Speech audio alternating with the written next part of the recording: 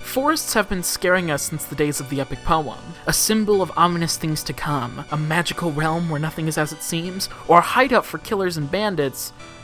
Not much good goes down between those tall coniferous trees. It's a trope that easily transitioned to film, and one could argue that it's maybe even a little overused.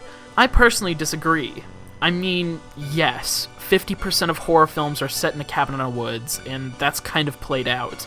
But the forest can be such a dynamic setting. Allow me to make my case with this video. These are 5 of my favorite weird forest films in no particular order. Number 5, The Ordinance.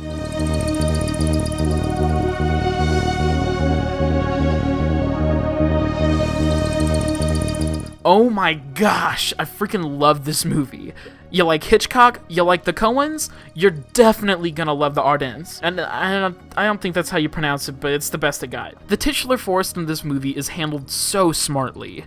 It's traditionally ominous, magical, and threatening, but it's also a metaphor for savagery. First-timer Robert Pront shows so much technicality in this film that you can watch it without subtitles and still be impressed. The frame is always wonderfully composed. The use of mirrors, asymmetry, and awkward dollies creates a tone that's familiar but otherworldly at the same time, and the colors are muted, but white snow lets things pop in a way that's oh so right. The element that hit me the most, though, is the music. Good lord, the music. It juxtaposes and yet complements every single emotional beat.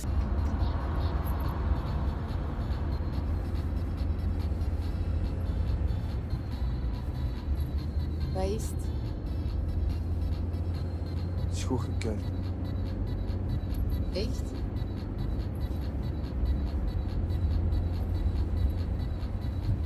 I mean, eat your freaking heart out, Run Lola Run. It's on Amazon Prime, so if you're able-bodied and ready for an emotional thrill ride with more twists than your average roller coaster, go check it out.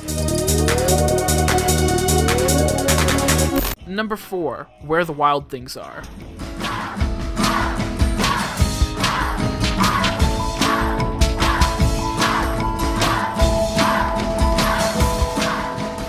I actually missed this one as a kid. I was in awe of the Arcade Fire trailers, of course, and I remember reading the book frequently when I was a toddler, but for some reason it just flew by without me catching it in theaters. That being said, I'm actually kinda glad.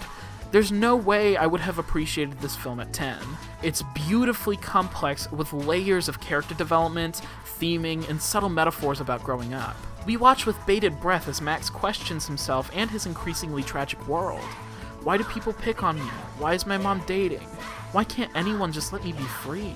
I think it's one of the most undervalued films of all time, and further cements my unending appreciation for director Spike Jonze. The guy's only made 4 features, and they're 4 of the craziest films to ever grace the screen. The fact that Where the Wild Things Are might actually be my favorite movie he's ever made should tell you something, and I highly encourage you to rent it on YouTube for the small fee of $1.99.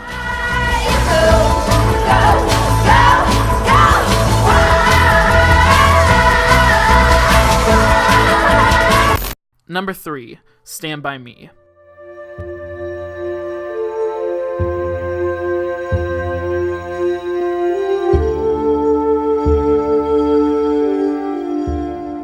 Every time I watch Stand By Me, I fall in love with the 80s all over again. The drama, the action, the train scene. It's one of the era's greatest films, and I could live for days on just the pithy one-liners. Shut up! I don't shut up. Shut up, I grow up. And when I look at you, I throw up.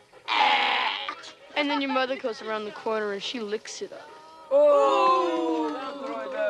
Finding new and preferably disgusting ways to degrade a friend's mother was always held in high regard. It's a kid's movie that's full of adventure, but it's also dark and weird and sad. I think that's more honest to people's childhoods than a lot of the typical stuff we see on the subject, and I haven't watched anything that comes close to the shifting tones of danger and innocence established in this movie. Seriously, don't do it, man. Seriously, don't.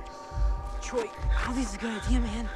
Well, maybe Stranger Things is a contender, but even then, there's a fantastic element to Stranger Things that distances it from Stand By Me. The horror of this story isn't found in something otherworldly, it's found in the character's backyard. Your brother, or a well-meaning adult, or your best friends.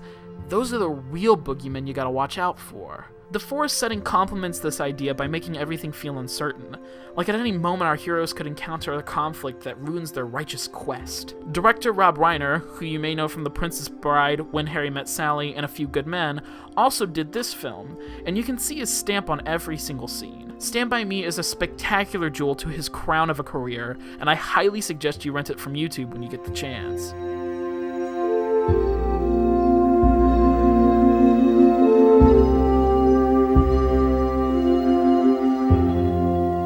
Number 2, Swiss Army Man.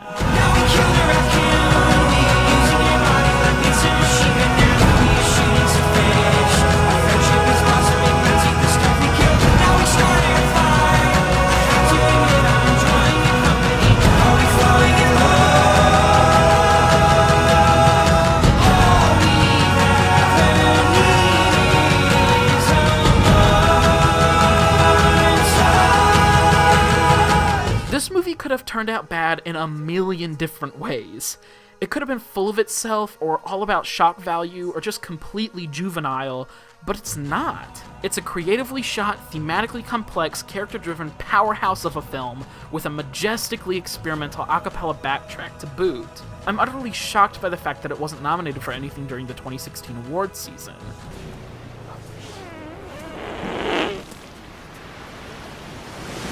Well, maybe I'm not shocked as much as I am disappointed. According to the IMDb trivia, a bunch of people walked out of the theater when Swiss Army Man was playing in Sundance because they just couldn't handle the abundance of fart jokes in the first 10 minutes. It makes me really sad for them. Directors Dan Kwan and Daniel Scheinert said, "The first fart makes you laugh and the last fart makes you cry." Even if you've managed to just somehow kill that beautiful 10-year-old inside that thinks bodily functions are funny, there's so much more to love about this movie that those Sundance attendees missed. The performances by Daniel Radcliffe and Paul Dano are so good. The plot is riddled with these beautiful metaphors about life, and the setting is gorgeous. The forest works as a way to complement so many elements of the character's life, and I fear that if I talk any more about the woodsy element, I'll spoil it, so I won't, but just know it's incredible. If you truly want to understand why I threw Swiss Army Man on the list, go to Amazon Prime and watch it today. It's absolutely worth your time.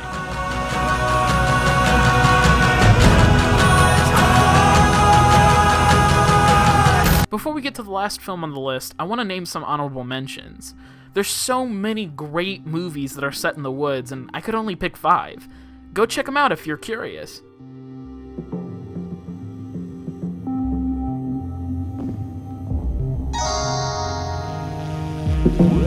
Number 1, The Blair Witch Project.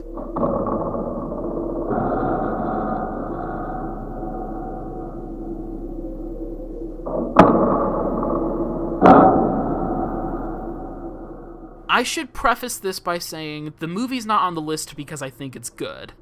In fact, I'm of the opinion that Blair Witch is a B- at best, so buy it on iTunes at your own discretion. What I like about Blair Witch is the story behind the film, and what it says about cinema as a whole. It was made by a bunch of college kids on a shoestring budget, and somehow stumbled into becoming this massive phenomenon. Keep in mind that there was no Paranormal Activity at this time. There was no Blumhouse.